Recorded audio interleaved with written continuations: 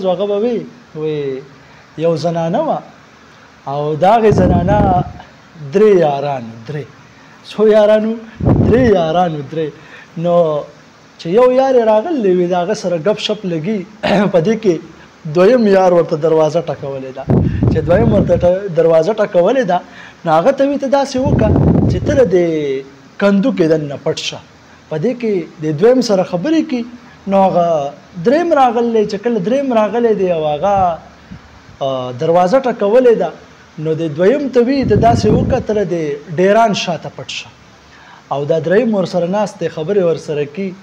نو د خبرو کې دا زنانه د سړي ته وایي ناسته یم ستا سره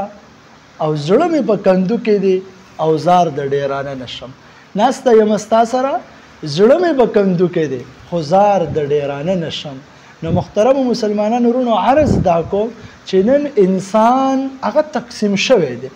مانځه ته به ولاړي